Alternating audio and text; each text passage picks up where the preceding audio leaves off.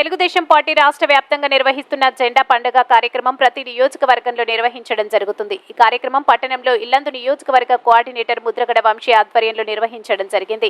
ఈ కార్యక్రమానికి ముఖ్య అతిథిగా తెలుగుదేశం పార్టీ జాతీయ ప్రధాన కార్యదర్శి పొలిట్ బ్యూరో సభ్యులు మాజీ ఎమ్మెల్యే బక్కని నరసింహులు, మహబూబాబాద్ పార్లమెంట్ అధ్యక్షులు కొండపల్లి రామచంద్రారావు, ఖమ్మం పార్లమెంట్ అధ్యక్షులు వాసిరెడ్డి రామనాథం పాల్గొన్నారు. ఈ కార్యక్రమంలో పాలేరు నియోజకవర్గ ఇన్ఛార్జ్ కొండబాల కరుణాకర్, అశ్వరావుపేట నియోజకవర్గ ఇన్ఛార్జ్ కాట్రన్ స్వామిదొర, పినపాక నియోజకవర్గ నాయకులు వాటం నారాయణ, లీగల్ సెల్ రాష్ట్ర ప్రధాన కార్యదర్శి మాలెంపాటి అప్పారావు, టీఎన్ఎస్ఎఫ్ రాష్ట్ర ఉపాధ్యక్షులు చాందవత రమేష్ బాబు, బయ్యారం అధ్యక్షులు కోటేశ్వరరావు, కారు నరసన్న, శ్యామ్ తీవరి, కోమినేని సత్యనారాయణ, పుచ్చకాయల సత్యనారాయణ, దాసరి గోపాల్, కృష్ణ, కొబ్బరి శివ, సిఎస్కే హైమద్, కడారి నటరాజ్, జేకే జానీ, వాసం విజయ, జ్యోతి, పెంట్యాల శ్రీను, పిడమర్తి రమేష్, కమలాకర్, రాంబాబు, కత్తి సత్యం, పోలూరు రామారావు, నవీన్ పాల్గొన్నారు.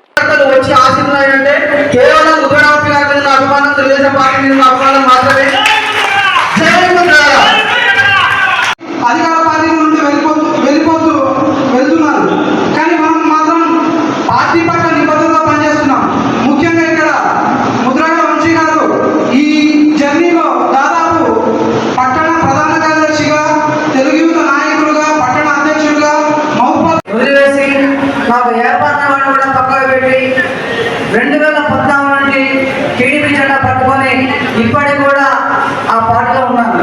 గతంలో స్థానిక మాజీ ఎమ్మెల్యే భాను హరిప్రియ కాంగ్రెస్ బీఫామ్ తెచ్చుకుంటే తెలుగుదేశం పార్టీ మద్దతు ఆమె అత్యంత మేడ గెలిపించినందుకు ఆ ఒక్క పోయిన మాజీ భాను హరిప్రియ నన్ను పార్టీ మారమని నా మీద ఎస్సీ కేసు బుక్ చేసి నన్ను చిత్రంగా పెట్టినా కూడా తెలుగుదేశం పార్టీ జెండాను వదలకుండా అలానే 10 రోజులు జైలుకు వచ్చిన వ్యక్తి నేను.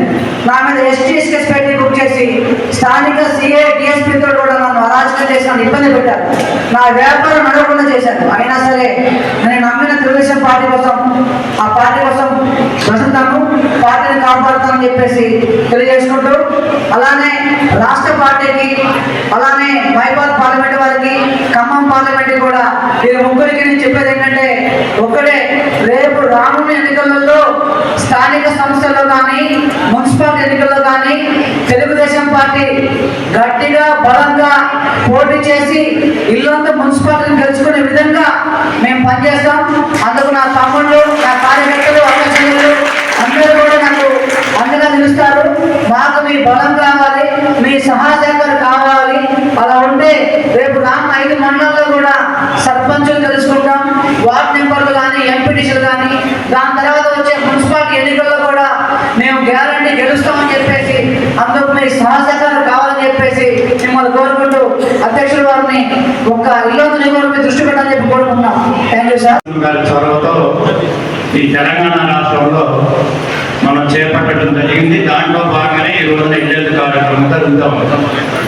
మొన్న అసరాపేటలో జరిగింది, ఇతర జిల్లాలలో కూడా జరుగుతా ఉన్నాయి. ఇట్లానే దీంట్లో ప్రధాన ఉద్దేశం ఏంటంటే తెలుగుదేశం పార్టీ మరి 22 సంవత్సరాలుగా ఇక్కడ ప్రతిపక్షంగా ఉన్న, మరి 14 సంవత్సరాలు ప్రభుత్వం చేయక ముందు ఎన్టీ రామారావు గారు 5 సంవత్సరాలు, బాబు గారు 9 సంవత్సరాలు పరిపాలించే చరిత్ర ఉన్న వాళ్ళ ఇంతకాలం తర్వాత గ్రామాలలో ప్రత్యేకించి పార్టీ అభిమానులు, కార్యకర్తలు పార్టీ జీవనం ఎక్కువగా అక్కడే బలపడడం బాగా బలంగా ఉంది అనే ఉద్దేశంతో ఇవాళ తిరిగి ఈ రాష్ట్రంలో పార్టీకి పునర్వైభవం తీసుకురావాలనే ఉద్దేశంతో ముందు ఈ ఎజెండాను తీసుకొని గ్రామాల్లో ఇట్లా కింది నుంచి పైకి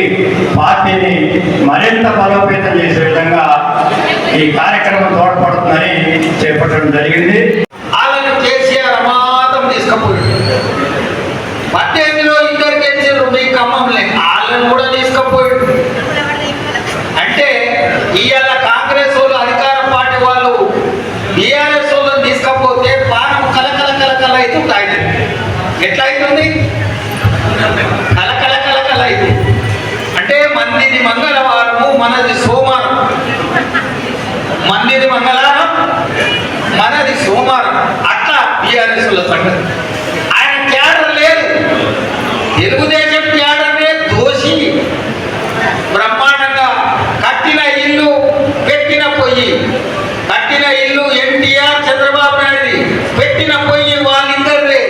వంట చేసుకున్నవాడు టీఆర్ఎస్.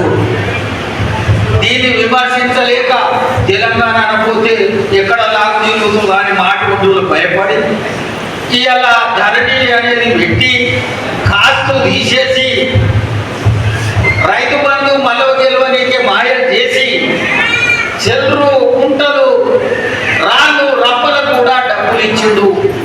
ఆయనకు సంబంధించిన పెద్దల భూములన్నీ కాపాడుకున్నాడు. మరి 46 నుంచి 51 దాకా అక్టోబర్ 21 వరకు సాయుధ పోరాటం జరిగింది. రక్షిత కౌముదార్ సిస్టమ్ అమలైనాక ఈ సాయుధ పోరాటం బంద్ అయిపోయింది. మీరందరూ ఆలోచించండి, అసలు భూములు ఉన్నాయి అయ్యాల గరాన్ భూములు వాయ్. ఆ సోదరుడు ఆలోచన తీసుకున్నాడు, గరం అన్నం తిని అది తెలుగుతో భోజనం చేసినట్టు. నేనేమంటున్నంటే భూములు లేవు, పోయింది, భూములు పెరగవు, కబ్జాల వల్ల తరుగుతాయి. అందుకే ఎట్టి పరిస్థితుల్లో గైడాన్ భూములు కానీ సీలింగ్ భూములు కానీ ఇంకే రకమైన అమ్మ నాయన సంపాదించిన భూమి కానీ పూర్వీకుల ఆస్తి ఎట్టి పరిస్థితుల్లో అమ్మరాదు. ఎందుకంటే మా